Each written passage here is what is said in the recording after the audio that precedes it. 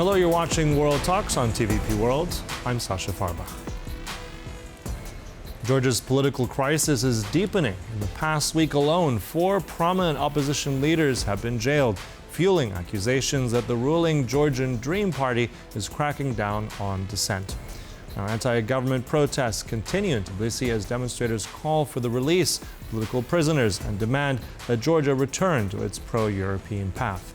But the government denies the arrests are politically motivated, insisting they are lawful actions against those refusing to cooperate with a parliamentary investigation. Now, to help us understand what's happening inside Georgia today, we're joined by Grigol Julukhidze, Associate Professor at Caucasus University. Good to see you again. Always a pleasure to have you on TVP World. My pleasure to be with you, Sasha. Thanks for having me. Grigol, let's start with these 4 prominent arrests in the last week. What, if anything, does this imply to the changes of the political situation right now in Georgia? Well, political situation right now in Georgia is in deep crisis. I would describe the current state as a never-ending limbo, because on the one hand we see the attempts of the Georgian government formed by the Georgian Dream to isolate country from the West and consolidate the power, which is not the surprise anymore because Mr. Ivanishvili had told about that many months ago.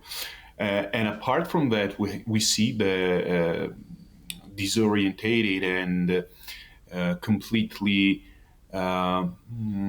delusional, I would say, opposition, which has very deep problems in terms of unification, in terms of defense of mutual interests.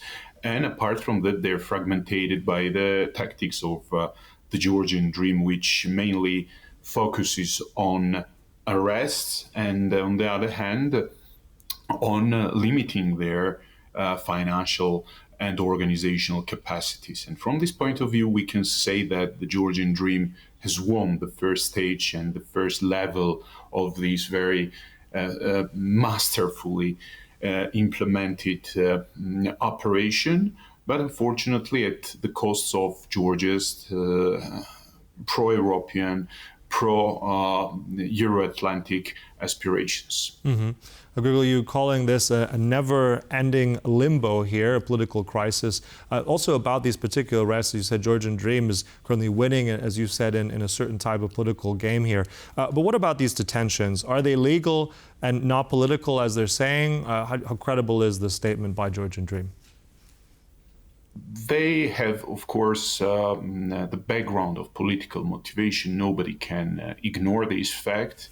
But still, even without this arrest, the opposition was very weak in terms of common and mutual positions over the most important political issues. They never managed to merge their forces in order to defeat the Georgian Dream. And the bold illustration of this fact was the figures from the parliamentary elections from October 2024, when only 53% of Georgians participated in the, I would say, the most important parliamentary elections of Georgia over the last 15 years. It means that they failed to unite the forces and increase the motivation of voters to come to the ballots. Apart from that, we see the ongoing attempts of the Georgian Dream to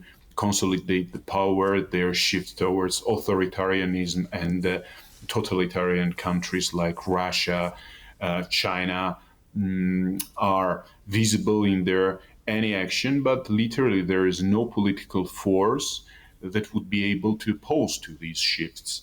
And meanwhile, we see absolutely burned out society, which is very tired of these uncertainties. And a lot of Georgians, I would say that are exhausted of this ongoing political limbo. Mm-hmm. And I want to touch on that a little bit more. I mean, the protests do continue, but they do seem to be, as you said, smaller. What is that? I mean, you said this is about not convincing the voters. As you said, is there more fear? Have the voters now changed? Is society accepting Georgian Dream? What kind of factors are impacting all this?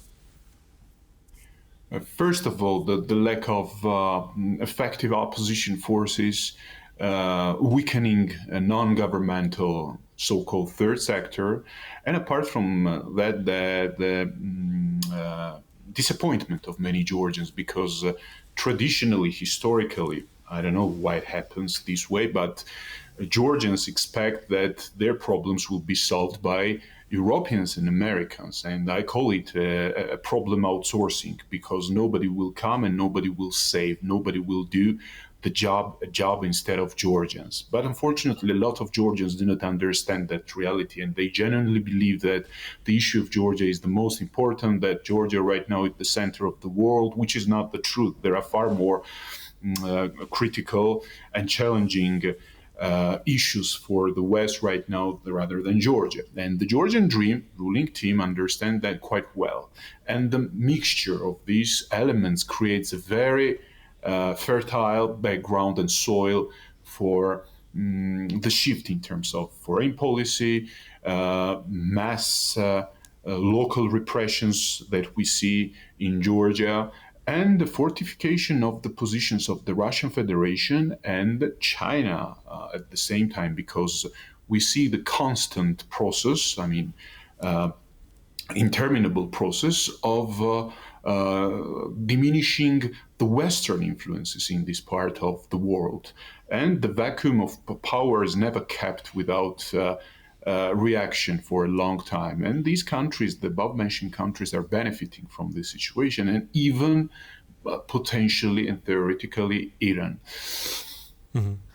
Also, I mean, you mentioned there that Georgians, or some at least, are expecting for Europe or Americans to solve these problems. I mean, we've seen a lot of interest from the European Union.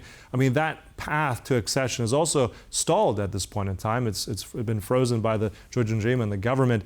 Is there any way in your mind that this is going to be continued again? Where is this going under this particular government? Can it move again forward to accession, or is something missing? What's your take on that? There is no scenario in which the Georgian Dream manages to succeed in terms of European and Euro-Atlantic integration, because all the roads are already blocked by them, and there is no returning point to the prior dimension. It means that we will see the deepening political polarization in Georgia, worsening relations between Tbilisi and Brussels.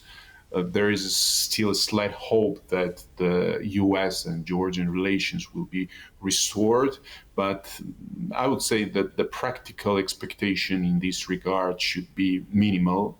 And the only reason that the White House doesn't comment actively the current state of affairs in Georgia is the fact that they are not interested in this part of the world. Of course, we quite well understand that the final outcome of the fate of Georgia, and that's the fate of the countries which are more isolated than others, in case of Georgia, this is the reality, is directly connected to the final outcome of the ongoing war between Ukraine and Russia. If Russia somehow manages to legitimize its interests, will it be within the framework of the truce? I don't know, some freezing this war, but somehow if Russian Federation emerges as the power which managed to achieve even partially its goals, it would be a devastating signal for Georgia, which is isolated from, I would say, continental Europe. Because I remind you that this Eastern European country does not share the EU border, and does not have the neighbors like Poland or actively pro-European member states within the European Union. I want to come back to some of the images that we're seeing of different protesters of different parts of these last months. I recall that there was also high-profile visits. I mean, several of the Baltic foreign ministers from the EU coming there, really on the streets, walking with opposition. I mean, now it's totally shifted. So, in your mind, did Europe and Brussels, did it give up on Georgia? Was it too much? Was it considered interference by the government? How do we see that? Because we've seen Europe's role very much absent in the last weeks and months, it seems. I would not say that they gave up Georgia, but one thing is absolutely clear, that right now in Europe there are issues that are far more actual and challenging than the topic of Georgia, because of this war, because of this hybrid operation against Poland on the Polish-Belarusian border. We see the constant negative trajectory between Washington and Brussels, with some ups and downs, migration issues, security issues. And in this reality, the European Union, first of all, thinks on their own interests to survive in this age of uncertainty, because there is a scenario also which should be taken into consideration, according to which Russia is actively preparing for hybrid operations against the NATO member states. And in this age of uncertainty, Georgia is not the most important country, and I always repeat it to my fellow Georgian citizens and even political experts, diplomats. It is very useful in terms of their rational perception of reality. The European Union and the West did not give up Georgia, but other issues right now have more impact on their daily agenda than the issue of Georgia. Mm-hmm. And that's why we have to understand that the situation right now that Georgia is in. Mm-hmm. At the same time, I mean, looking, as you said, there are other issues. There's always a geopolitical tension somewhere, but clearly, as you said, there are big issues still at hand that affect not just this region, but all of Europe and the world. But nevertheless, looking ahead now, in some sort of, are you optimistic? Are you pessimistic? Realistic? What's next? Is this tension going to subside? Do you see any kind of negotiations? I mean, I don't know if there's any appetite for new elections, but what's the way out of all this in Georgia, and how do you see it as observing it from the region? Just really briefly at the end. As a Georgian, I say that this is the missed opportunity. We have to be really sorry about that. And as a political observer and expert, I say that this is not the end of the history of Georgia.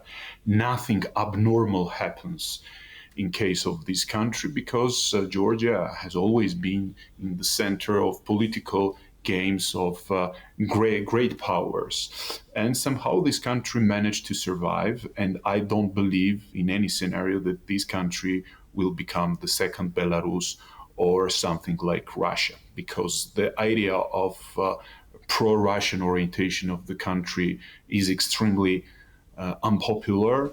And that's the matter of time when we see the shift in this reality towards, I would say, better future, which is far from the Russian influences. Mm-hmm. So you said very interesting, engaging, but difficult times ahead for Georgia, and we'll all be watching, of course. Look, thank you so much. Always a pleasure. Grigol Julukhidze there. Appreciate your time. Thank you, Sasha. And thank you for watching. That concludes World Talks, but stay tuned. Much more coming up right here on TVP World. Goodbye.